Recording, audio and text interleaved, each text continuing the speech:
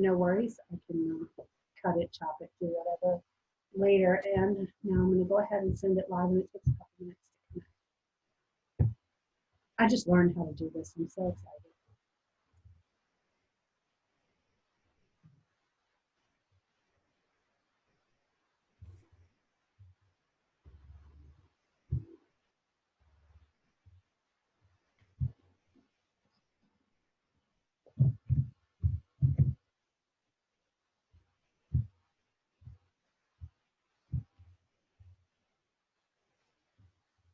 I'm also going to put these on YouTube. I'm trying to build a YouTube channel with them. Great.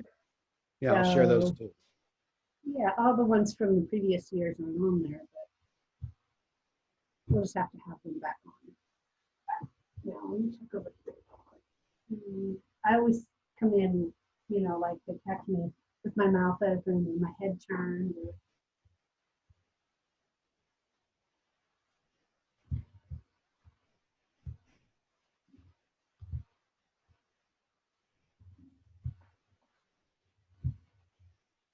For what?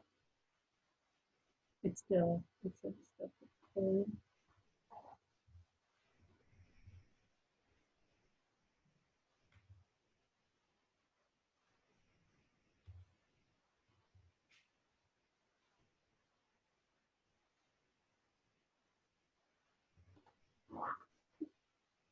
You see it? So I'm waiting to see it pop up on the Written Apocalypse page. Yeah.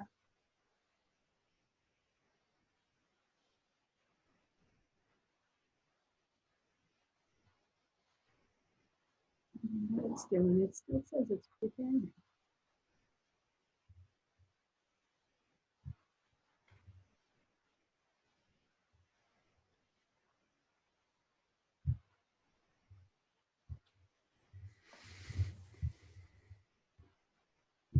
I'm still figuring this out. Sure.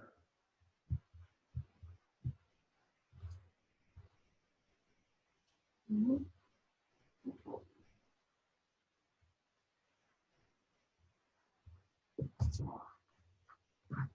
don't know what it says it's live streaming. Just if I can get some feedback. Somebody message me if you can see this on the group.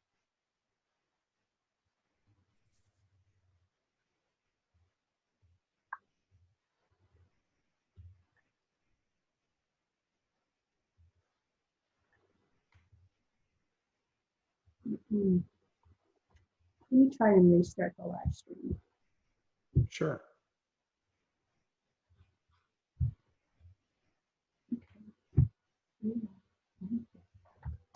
There we go. Okay. Hold on.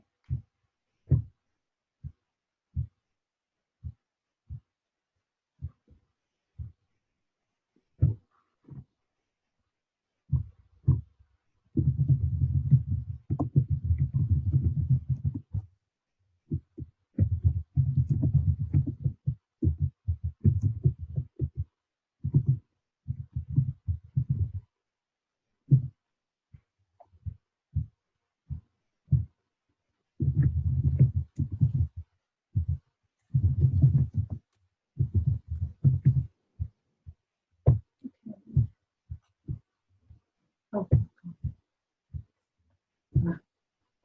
There, I thought I had it all going on because I've done this like 4 times now.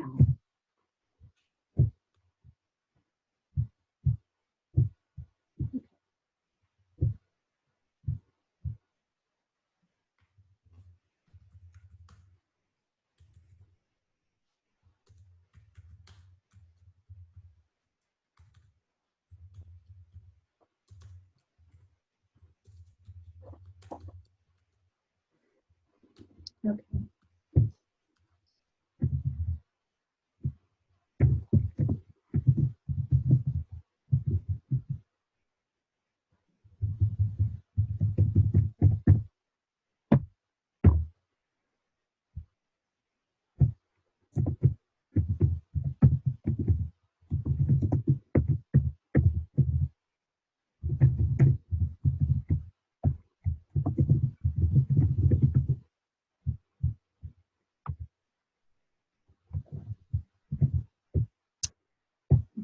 This should do it. Okay. Go live. It says it's now streaming live on Facebook. Woo!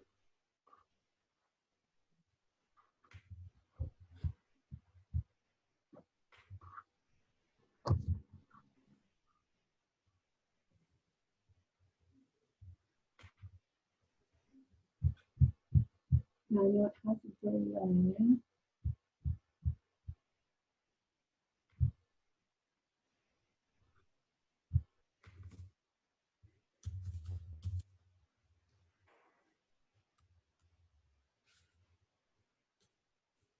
Yay, we're live. Okay, I'm going to go ahead and one of these days I'm going to figure this out. I'm going to go ahead and introduce our guest because Lord knows I'm still trying to figure out how to make all this technology work. Someday, by the time I figure out this whole video thing, we'll be into a whole nother thing. We'll be doing holograms or something. But you have to bear with me. Tonight we have live Tom Abrahams on the Written Apocalypse. We're super excited to have you here. Welcome. Thanks for having me, Dee. It's great to be part of your podcast and get to talk to some of your listeners and viewers about preparedness and about books and whatever else they want to talk about. Yes, we're super excited. Now, you just, didn't you just release a book? I had a book come out 2 days ago. It's the second book in a series. The first book, Unprepared, came out 2 weeks ago on Tuesday, and then book 2, Adrift, came out yesterday, and then book 3 will be out in less than 3 weeks. Woo, you're busy. I am busy. Wow, that's awesome. Do you want to, we want everybody to go and find this book, so do you want to tell them a little bit about it? Sure. So I wrote a series called The Traveler, which started in, I think released book 1, Home, in December of 2015. And that 8-book series begins 5 years after what I call the Scourge, a global pandemic, a viral plague that wipes out 2/3 of the world's population. So anything that had to do with the inception of the pandemic is told in flashbacks in that series. And so I decided to go back and tell the origins of the spread of the pandemic, but set it, in the early days with a different cast of characters in a different location. The Traveler series takes place in Texas. The Scourge series takes place in Florida for the most part. But as the series progresses, you see more and more connections to the Traveler series. Some of the characters, some of the plot lines begin to merge. But unlike a almost cartoonish superhero in Marcus Battle, who's the protagonist of the Traveler series, he was super prepared. He was living off the grid. He was able to handle, he thought, what came at him. This follows a group of people who are totally unprepared. They've never really thought much about what it would be like to live in the midst of a pandemic. So it's a totally different approach to the story. Wow, that sounds really, I love it when we get characters that have no clue what they're doing. So can I ask how, now, I don't know if everybody knows what you do for a living, but why don't you start by telling us just a little bit about yourself? Because I have a loaded question for you. Sure. So you want to know what my day job is? What's your day job? Sure. I'm a television reporter and anchor. I've done it for almost 30 years now. The last more than 20 in Houston. I work for one of the big 3 affiliates here. I cover politics. I've traveled all over the world, covering a variety of stories about the economy, about the energy industry, about the space industry. And so a lot of my writing, my night job or very early morning job, comes from some of those experiences and places that I've traveled. Wow, that must be kind of fun. You're kind of like a celebrity on your show every day, I guess. Hardly. what started you writing post-apocalyptic fiction? I mean, why post-apocalyptic? Sure. So I've always been a reader and a writer. I've always loved Westerns, especially. And a friend of mine, a writer most of you probably know, Steve Konkoly, who wrote The Jakarta Pandemic, The Perseid Collapse, and a host of other very successful novels. He had a Kindle Worlds. Mm-hmm. He had a world when Kindle World was a program where you could essentially write fan fiction in somebody else's world, and it was licensed to Amazon. And he asked if I would contribute. I'd written political and action adventure up to that point. And so I wrote three novellas, and which are now the novel Pilgrimage. And those three novellas very loosely followed what happens in the Jakarta pandemic, or in the Perseid Collapse series, actually. And so I had a new cast of characters, and the series did very well. And so as a result of that, Steve kind of prodded me, you should really write something. You should really write something. So I kind of took this postmodern Western approach to the first book, and launched it with really not much in the way of expectations. And it took off, and it reached the top 100 of all the books on Amazon. It stayed there for quite some time. And it really just kind of changed my writing career almost overnight. And so then I began sticking with that genre. But in each of my series, I've tried to do something a little different, where I'm not writing the same story every time. Mm-hmm. I wrote a pandemic, and then I wrote this Spaceman series, which was about a coronal mass ejection. And the protagonist is a character who's stuck on the ISS. He's an astronaut. When the power goes out, tells his story and the story of his family stuck back on Earth. And then I did the Alt-Apocalypse series, which was a series where the same characters experience different apocalyptic events in each of the books. And those storylines are very loosely connected. And you will eventually, when I finish the series, find out at the end how they're all connected. So I try to do something a little different in each of the series that I write. Just for me, as much as I want to make it fresh and exciting for my readers, so they don't feel like they're reading a retread of what I wrote before. Yeah, I like that. That's something that I'm doing with my latest series. Each and every one of them follow, basically the same idea, but every last one of them is standalone. It has different characters, different events, everything. And so it's just a different. But in some cases now, like you were saying with your last book, that your people were not at all prepared. Now, some in mind, some are prepared, some are not prepared, some are a little prepared. So with today's climate now, how does, I guess, preparedness and stuff like that play in with post-apocalyptic fiction? And what do you think the reader gets out of that from the preparedness standpoint? Well, I hope that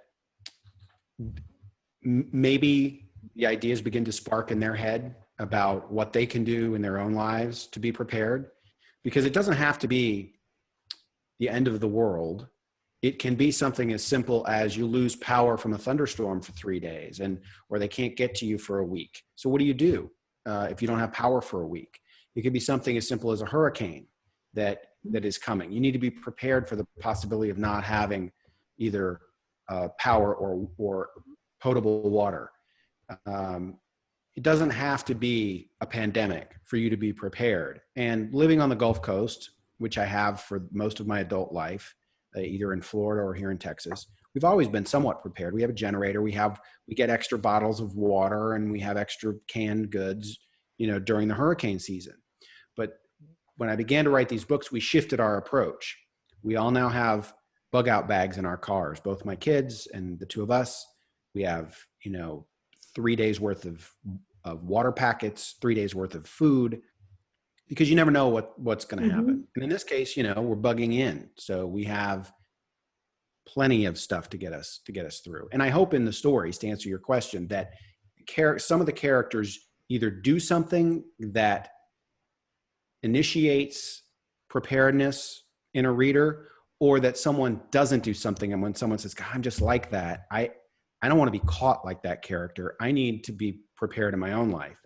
And thankfully, I've heard from a lot of readers, surprisingly, actually, who at the onset of COVID-19 sent me notes telling me how much they appreciated the Traveler series because it got them thinking about preparedness, and they're okay because they followed some of the lessons in that book, which wasn't necessarily my intention when I wrote the book, but now I think about it when I write. Yeah. Well, I walked that path. I actually started out with Prep podcast, doing preparedness stuff, and I do lectures and stuff like that. And I'm a huge fan of post-apocalyptic fiction, and that's kind of what got me. I'm just like, well, I could write this too. No, I couldn't. Seriously, no, I couldn't. I spent 4 years in school learning how, but I think I've kind of got the idea now, so I'm gonna keep on going with it. But beyond this series, do you have some more plans for what can people look forward to in 2020 for you? Sure. So I have these 3 books: Unprepared, which was out 2 weeks ago; Adrift, which just came out this week. The 3rd book is called Grounded, and that comes out the end of this month, very beginning of June. And then at the same time, I'm also working on another series. It's dystopian fantasy. So there are post-apocalyptic elements to it, but there's a real twist as to who the characters are, and it really it's more philosophical about good versus evil. And that series is called The Watchers. Bar at the End of the World came out at the end of March. That's the 1st book. Awesome cover. The book is published by Athon Books, and the audio was produced by Audible Studios with Hall of Fame narrator Jonathan Davis, who does a fantastic job with the series. Book 2, Bar at the Edge of the Sea, comes out the end of June. And then book 3, which I'm writing now, Bar in the Middle of Nowhere, comes out September, October. And all 3 books, while they build on each other, they're all standalone adventures or stories.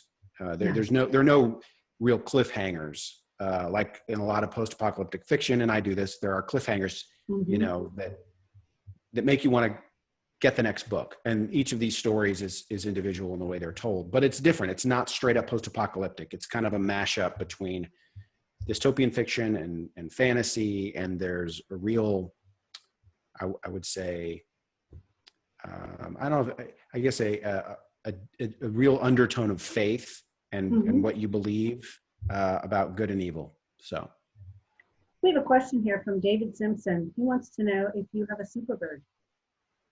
No, I don't have a Superbird. I wish I could. I don't. If I had a Superbird, I wouldn't have a day job because those cars are like $3 million right now. But my first car was a Pontiac. It was a '76 Pontiac Le Mans. It had a V8, had that cool V-shaped hood. And it was a hand-me-down from my dad. I was lucky to have a car. So I've always liked Pontiacs. But this is a Plymouth Superbird. And I love the fin on the spoiler on the back of that car. It's so unique.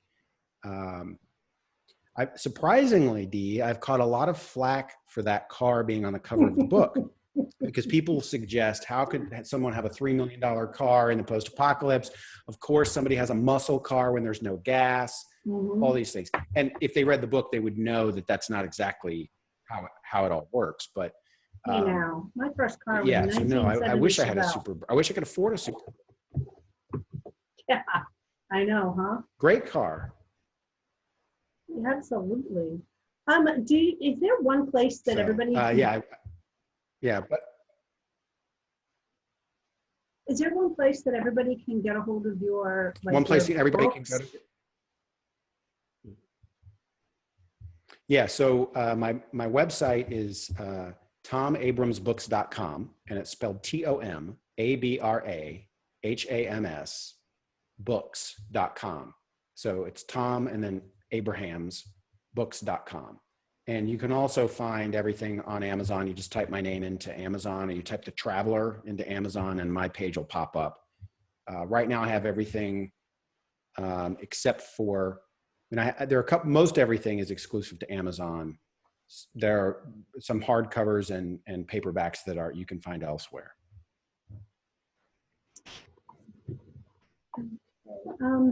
I was looking to see if we had any other questions yet. Come on, people, ask some questions. Let's go.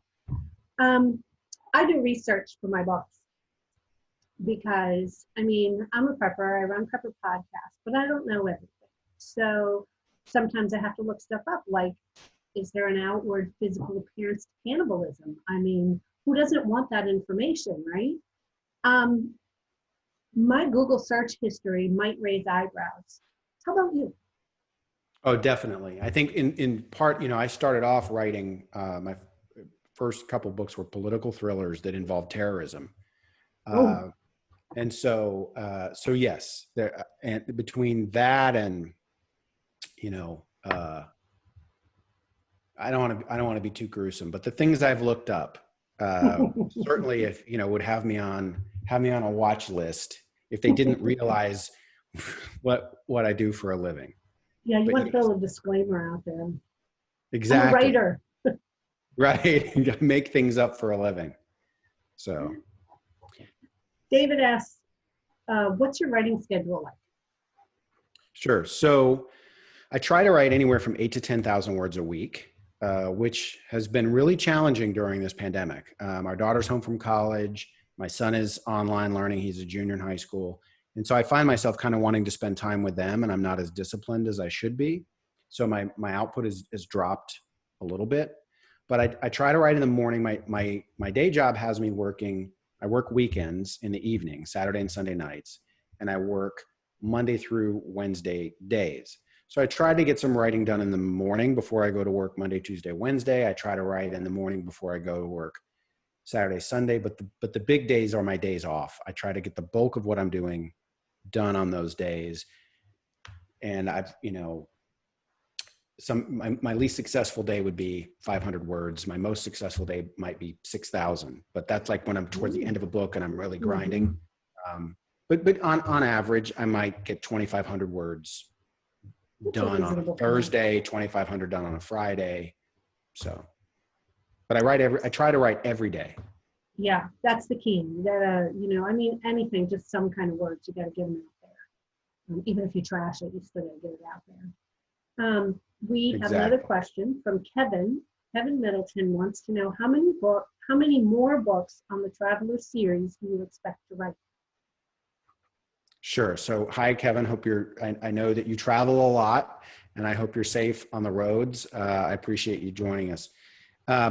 So I'm not planning any more books in the Traveler series. Marcus's story has been told. I'll put this out in the universe just because one of my fans was talking to me about a way to bring back Marcus. And that would be that if I wrote a story that took place during the early days of the Scourge before we meet Marcus, like what was he doing in the 5 years between the onset of the Scourge, when he lost his family, and when we meet him, at the very beginning of Home, book 1. There's that outside possibility, but it's not something that I have planned. It's not on my schedule for 2020 or 2021 right now. People always ask me for more of those books, but I'll admit, with each successive book, the audience diminishes just a little bit. And so I have to put my kids through college. And so I think about what new stories are people going to want to read? And so that's why I'm always changing it a little bit. Originally The Traveler was only supposed to be 3 books, and the demand was there that I kept writing, but I think we're done. But somehow they just keep going. Right. Well, yeah. When you keep getting emails and messages from people asking for more, it's hard to just say no. Yep. Like now. Right. Susan asks, Bar World is so different from the Traveler series. Where did the original idea for the storyline come from? Sure. So my original idea, and you'll notice in the early pages of that book, it kind of reads like Mad Max a little bit, right? And so I had this idea that there was this place in the middle of nowhere, in a post-apocalyptic world where people would go for refuge. And then the story evolved from there. But that's where it started, with this kind of bar, or it's called a cantina in the series, just literally in the middle of a wasteland. And people would show up there, and from there they would help each other. And that was the genesis of the book. And then as I began to plot it out, all these other little things developed. And the big twist in the book, which comes 2/3 of the way through the story and turns the whole thing on its head, came to me as I was writing the first few pages. I thought, what if this was the case? Mm-hmm. And that's how the real twist developed. But I wanted to do something different. I'm always trying to, because I like writing. And so I certainly like making a profit, but I don't do it just to sell books. I do it because it's a creative outlet for me. Yeah. And I always want to push myself. And I should have continued to write traveler books after book 3. I should have just kept going. But I needed, for my own creativity, I needed something different. So I wrote Spaceman, and probably cost myself a lot of money by not continuing that series right away. But I do it because I want to, for me, and because I want my fans, however many there are, to always experience something a little bit different. So they know, hey, that's a Tom Abrams book, but I haven't seen him do that before. Mm-hmm. So. Ronnie Barber wants to know what authors you read.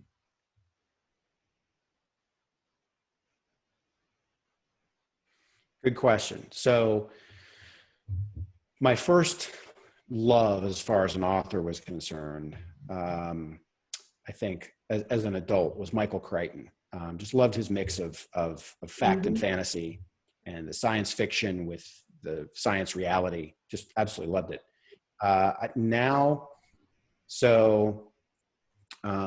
Mark Cameron, Nicholas Sainsbury Smith. Of course, I read everything Steve Conkley puts out. Jack Carr. He's writing these techno thrillers, which are just fantastic. His most recent put him on the New York Times bestseller list. He wrote his first book, The Terminal List, was awesome. Who else? I mean, a lot of my friends in the genre, I read Franklin Horton's books. Emily St. John Mandel, she wrote Station 11. I listened to her new book, Glass Hotels, fantastic. Michael Connolly, I'm on book 8 or 9 of his Bosch series. Yeah, so I switch it up. I just listened to, I think, Ben Winters, The Last Policeman. So I'm always, switching things around.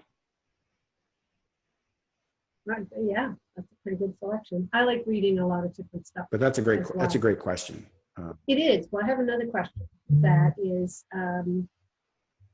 on that same lines, only different. We have a lot of people in the Written Apocalypse group that try their hand at writing. As the owner of Angry Eagle Publishing, I really pull people in to try to mentor them and give them the opportunity to get stories out there and stuff. This question comes from one of the people who have been writing for the next anthology. Her name is Rachel. She's also an essential worker, so she has been on the front lines. She works in a hospital. She's a nurse. And during all this time, she's been writing. And she's very excited about it. She wrote me the short story for the anthology, but she just kept on going with it. Now, just to throw that out there, Rachel, I just threw you under the bus, girlfriend. But she has asked every author she can find a multitude of questions. And this one here is really good. She wants to know, how many books did you write in a year when you first started writing?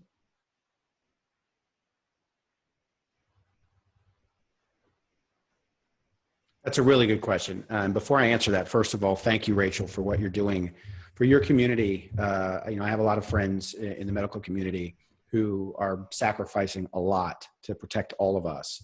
And so thank you for what you're doing, first of all. And to think that you're actually writing books on top of the exhausting work that you're doing is pretty incredible. So my first book I wrote, I call it my practice novel because it'll never see the light of day. I wrote in my late 20s, and it took me over 3 years to write. And then I started and stopped over the next few years. I started and stopped 5 or 6 different books, and I just couldn't find the right story. The first novel that I completed that ended up getting published was Sedition. It's a political thriller, conspiracy thriller. And it took me almost 3 years to write. Then the next book took me 18 months. And the next book took me 9 months.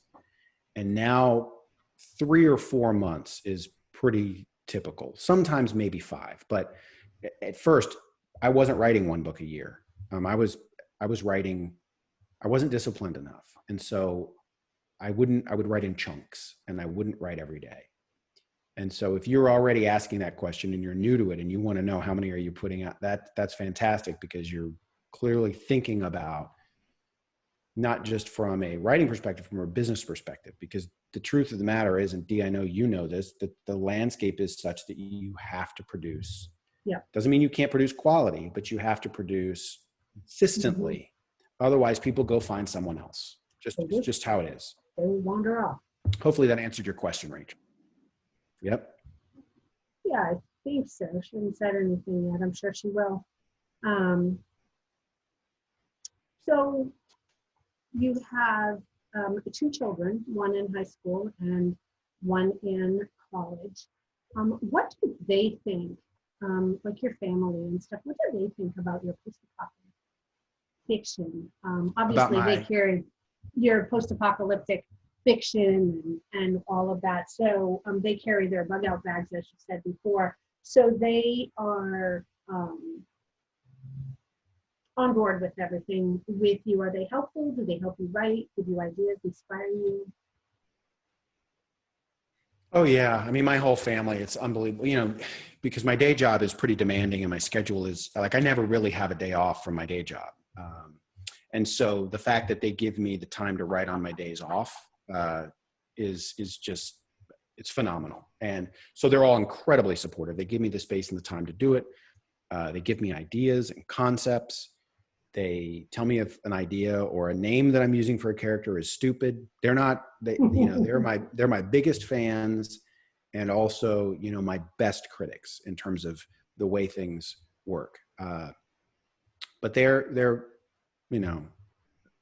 totally on board with everything. And it's funny, I think I said something to my son, this is a few years ago when we were starting to accrue the bug out bags. And I made a comment to him about how much he liked getting this, this preparedness stuff. And he goes, no, I just like putting things in bags. But they all get it, and they all appreciate, because it's not cheap to prepare, right? And you have to do it over a period of time. So they understand, I wouldn't say it's a sacrifice, but they understand the investment that we're making in their safety and in their future. Rachel says, thank you for the answer, and thanks for the shout out. It really made her week. Rachel. Sure, no problem. Speaking of preparedness and everything that's going on right now, how did this whole situation that we find ourselves in today affect you? Did you have to book it to the store for some TP? We were ready. So I'll be honest. I mean, even though I'm the one who writes preparedness fiction or post-apocalyptic fiction, my wife is the one who first really started paying attention to this. And she said in early January, this is different. Mm-hmm. And so we did a lot of things to get ready. We got our financial stuff prepared. We made sure that we had no issue with masks or toilet paper or canned food or hand sanitizer, none of that, because we were ready for it.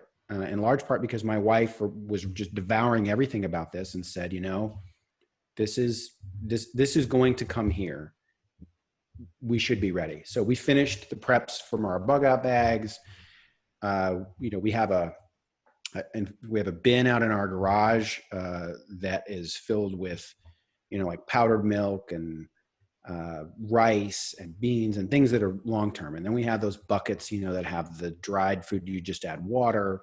We have, extra bottles of bleach. I mean, we really have not, we've replenished stuff as we've used it, but we've not panicked about anything. Just as we see things, we'll buy it. I bought some more KN95 masks the other day just to have them, even if we don't need them for this. You never know when you will.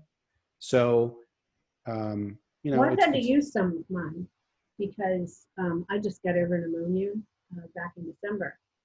So I actually went to 20 Books. It's like 20 Books convention with pneumonia.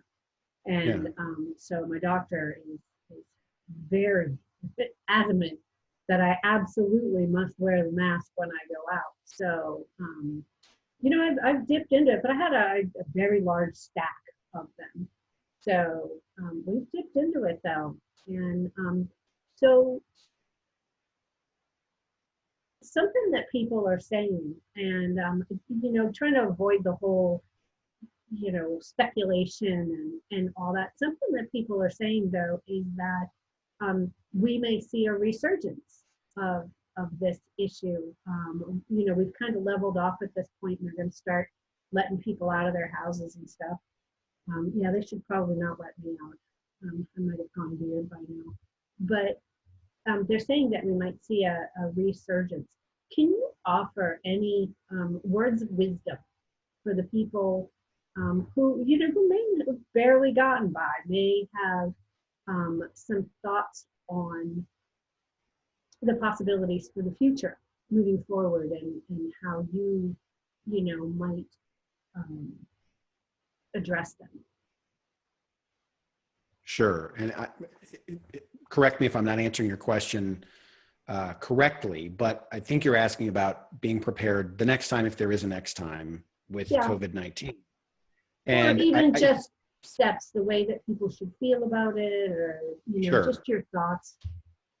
So put the political stuff aside. You have to do what you think is best for your family. And for some people, that involves going out without masks and living as close to a normal life as you did before all of this. For some people, it means staying inside, sheltering in place, or self-quarantine, or isolation, however you want to call it. For others, it means a mix of that, going out only when you have to, wearing masks, wearing gloves. I think, regardless of what you do, if you do what's best for you and you follow the guidelines of the local health authorities and your local government, you're going to be fine. As far as a resurgence, I think the concern is if this surges again in the winter during the flu season, it's not so much that COVID will be any worse than it was this time. It's that you then have the combination of that with the flu and then the availability of hospital beds. I would say you can't worry about that. You can't worry about things you can't control. What you can control is how do you live your life on a day-to-day basis. What you can control is whether or not you're prepared. And it's never too late to prepare. So as you see that you're going to need certain things, you've already learned what you didn't do right this time. So now you can learn from that and do things a little differently. You'll also know the things you did do right. How were you best prepared? Like, what things did you do that you found, man, I'm glad I did that. And so that's something you repeat. It is never too late to be prepared, right? Or I should say this, it's never too early to get prepared for the next time, right? Mm-hmm. I mean, you can always wonder if you were too early. You'll always know if you were too late.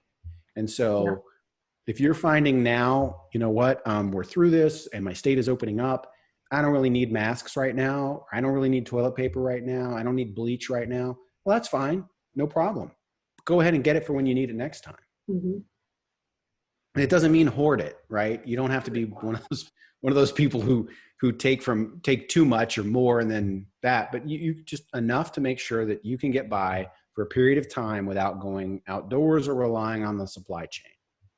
Well, I think that the key to preparedness is actually not having to run out and grab it, but when I go to the grocery store, even now, whether I need stuff or not, I will catch a sale or tuna on sale, or laundry soap is on sale, or bleach is on sale, whatever, stores well, or,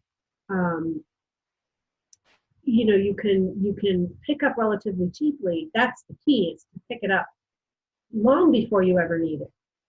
Yeah, And I agree. I mean, I was at the store, with my day job, I have to go out and interact with people. And so I'm the one who goes into the stores, and the rest of my family stays at home. And so I was in the store and I saw that they had these large bottles, like $16 or $17 bottles of hand sanitizer. We didn't need it. We've probably got 2 months worth of it. Easy. But I figured, it's here.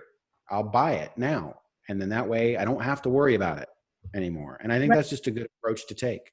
yeah, yeah, absolutely. And something that I always put out there is education, learning. You can always learn something, or being educated in things is always a good way to feel comfortable about them, as a matter of fact. And do you have any skills that you have acquired to, here's, I just stutter along through this. For some reason, it's like stuck in my brain. I can't get it out.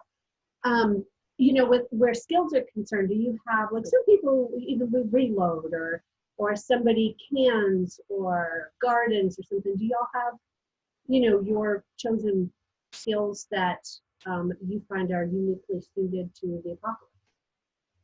Well, the joke that I always tell is that I'm a journalist, and so I have no discernible skills. But my wife has a really good green thumb, but as far as canning or candle making or things like that, we haven't gotten to that phase yet. We rely essentially on third-party vending for all of that. Well, there's nothing wrong with that. It's Well, we also live in suburbia. mhm. I think our long-term goal is to have property somewhere where we can be off the grid and have more control over the food that we produce ourselves. For years, my wife gardened in a community garden. So, I mean, I think if push came to shove, we'd be okay. We have seeds. I mean, we do have a lot of seeds, so that if we had to start producing our own food, we could. But as far as what so many of my readers do, and what I know your readers and fans of the genre do, I don't rise to the level of their expertise in many of those things. Well, everybody, I think, has a skill or a gift that they can rely on. And I've talked about it over and over and over again in other podcasts, where you talk about the lone wolf syndrome. The guy's like, I'm going to go do it all by myself. And so often in post-apocalyptic fiction, we end up writing a community of people, because I think that many people realize that one person alone, none of us are Jeremiah Johnson, thank you. We aren't going to make it out there. The wolf is going to eat us. But as we come down to the bottom of this hour, can you tell the listeners once again, because remember, this is also going to be posted on Prepper Podcast. So Sure. if you'll tell the listeners once again where they can find you and get a hold of these books. I can't recommend them enough. It's excellent. I haven't read that many, I'm sorry to say. That's fine. I do love Marcus Battle.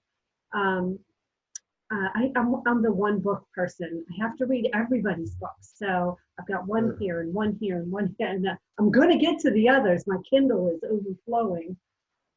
So I guess I'm going to have to. But can you tell them where they can find you again? Sure. So my website is tomabramsbooks.com, TOMABRAHAMS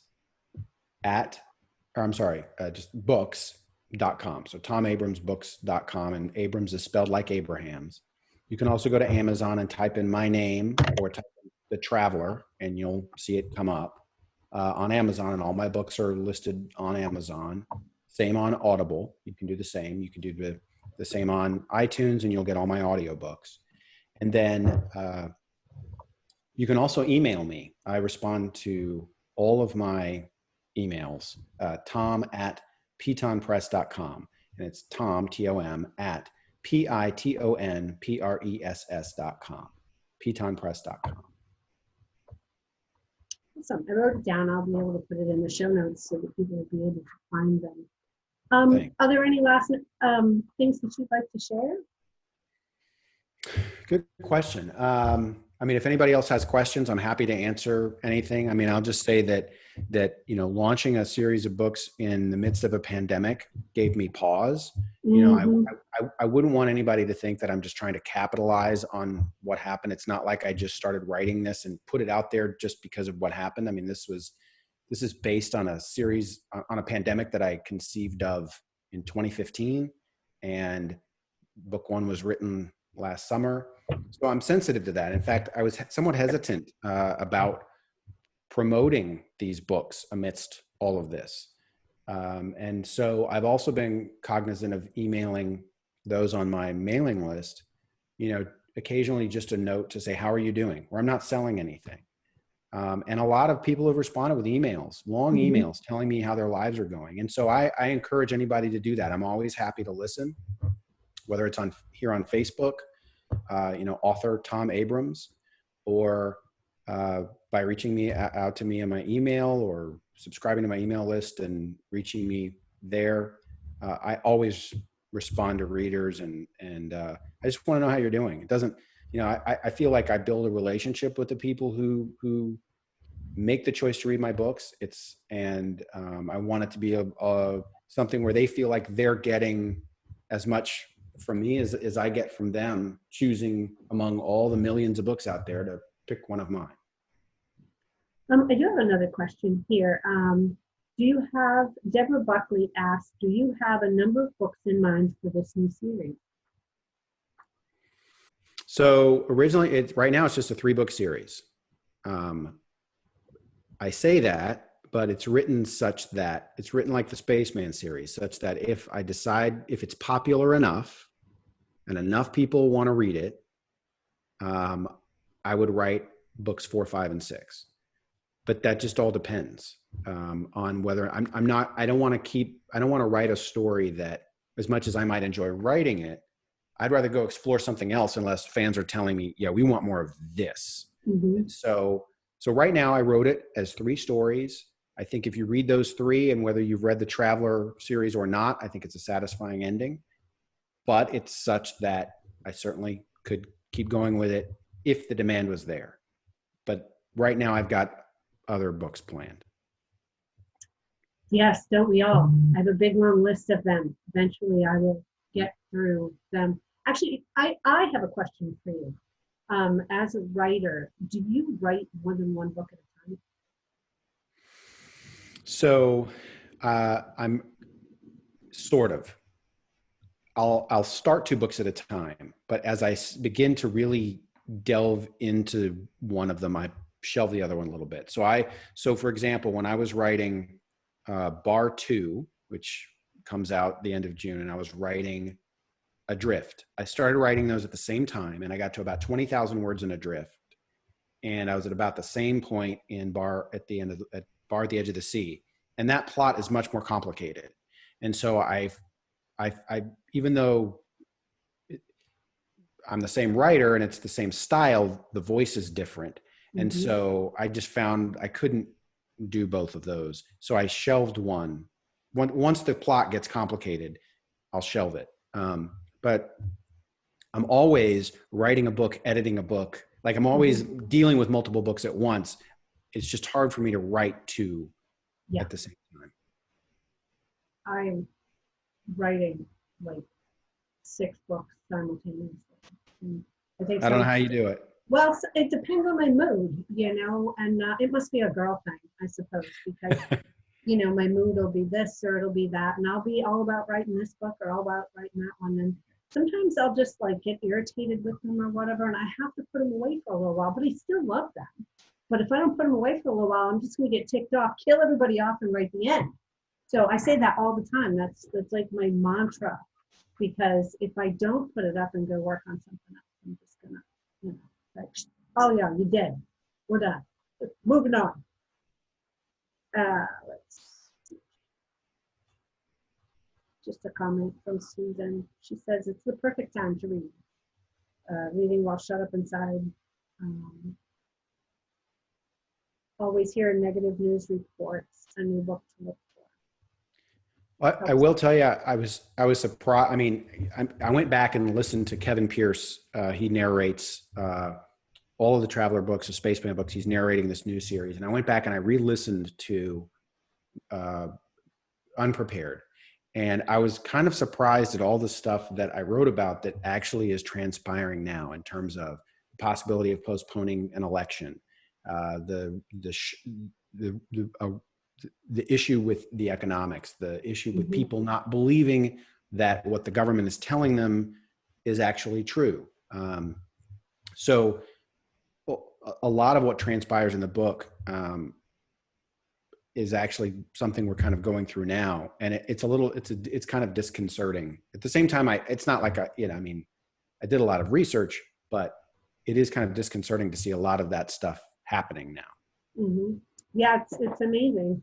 I think personally, I was walking through the store and you can see stuff missing in section of the store. There are empty shelves and stuff are only partially stocked shelves. And it makes us realize just how fragile our in-demand food supply system is. There's never more than 3 days worth of food in the grocery store. And people who think that they have a big back room are mistaken. There's a few items out back, but besides that, everything is ordered on a daily basis. And I have friends also that are truckers that say they're carrying half a truckload because they're having to bring it so often. They're still only carrying like a half a truckload because the people at the warehouses aren't working, or they've cut down to half staff to maintain the distance. And so it's really having an effect on the production of products as well. So when I'm walking through the store, I find it really surreal. And I just wrote about it actually in one of the books, where there wasn't some things that they needed, and they're looking around, and there's maybe a can of beans here, some pasta over there, but it's like walking down an aisle, some crazy TV show or something, and it's real life. Right. Yeah, it doesn't feel real in a lot of ways, I think. No. And I think that has to do just with, we see this happen, in Asia before, people wearing masks and cities being shut down. We've never experienced anything like this in modern times. And so it doesn't feel real to a lot of people. And I think it's really exposed a lot of inefficiencies and between, the haves and the have-nots, and the way that people interact on a daily basis. On my newscasts, when I anchor, I end every newscast now. I didn't used to do this, but I end it with, I tell everybody be safe and healthy and be kind to one another. And I think that's probably the most important thing you can do in terms of getting through this, is just thinking about what other people are going through, because you don't know what stresses they have in their lives, whether they've lost their jobs, or whether their kids have lost their jobs, or, you don't have enough food and you're not sure where you're going to get it. Or it's really stressful for a lot of different people in a lot of different ways that have nothing to do with whether or not they get the virus. Yeah, this is absolutely true. And, one other final thought would be wash your hands, you filthy animal. Exactly. Over and over and over again. Yeah, I tell everybody that it's, the thing from Home Alone. The thing only is wash your hands instead. But, it's been great having you on, and we're coming down to almost 8:30 here. And I just wanted to thank you for joining us on the show. It's been an experience. It's been definitely wonderful getting the opportunity to talk to you and learn a little bit more about you. The one thing that I think that our listeners really, really appreciate and they really like is you know, they see your books out there, and sometimes they see you on Facebook.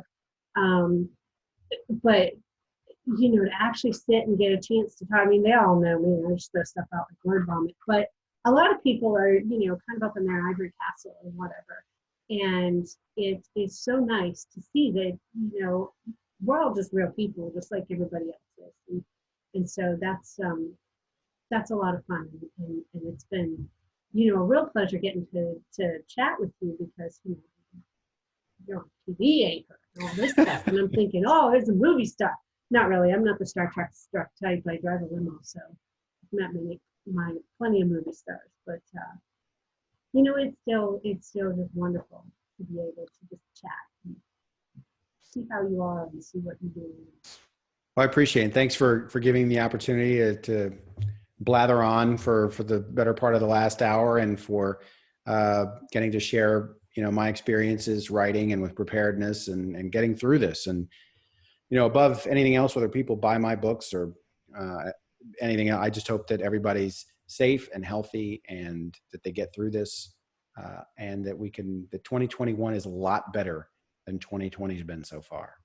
Well, I still have some hope for 2020. I mean, summer is coming, and I intend to go camping or something. I got to get out of this house. My cat might die. It's been really great to have you on, Tom. Thank you for joining us. And what was the name of the new book you just put out? Sure. So the new series is called The Scourge. Unprepared is book 1. It came out 2 weeks ago. And Adrift. It's got a boat on the cover. And for the first time that I know of in post-apocalyptic fiction, chapter 1 begins with a shark attack. Ooh. Oh, that sounds awesome. That is definitely a new one. Well, you have a great evening. Don't forget to wash your hands. You too. Thanks again. Good night, everyone.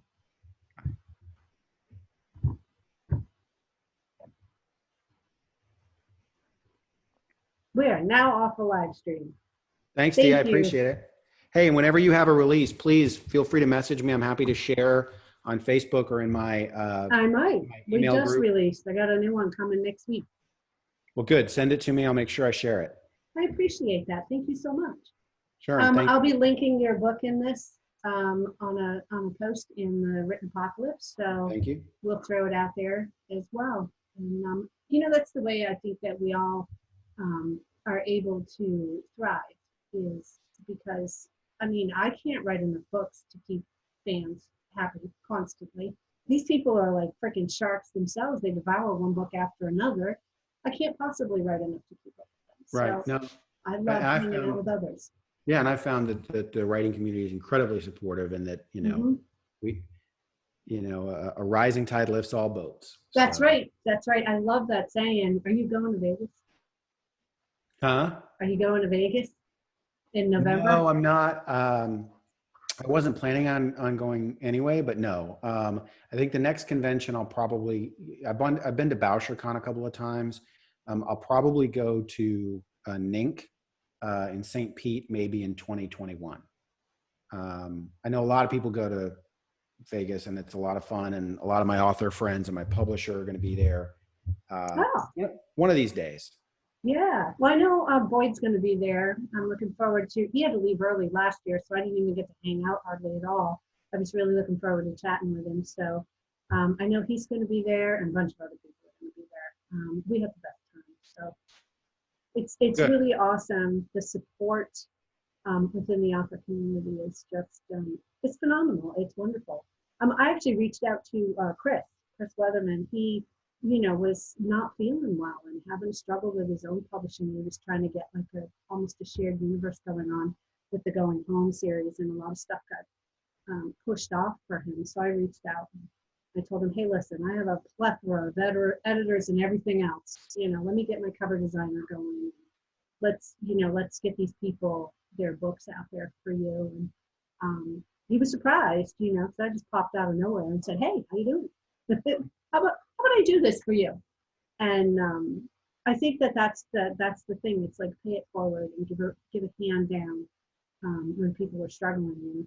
And that's just kind of who I am anyway. But you know, it just when people do that and are that way with one another, I feel like it creates a community of people, not just, you know what I mean? I mean, we all hang out and talk to the people, and of course we want to sell our books and everything, but I have made the best friends within the writing community, people that I actually see in person. There are people nearby me here. Nancy doesn't live but half an hour from me, which was amazing. But I really appreciate all of you. No, you too. And thanks for and doing all that this. you do. Well, you have a great night. I'm going to go find me some TV. I'm tired of looking at this computer. See you later. Oh, I turned it off.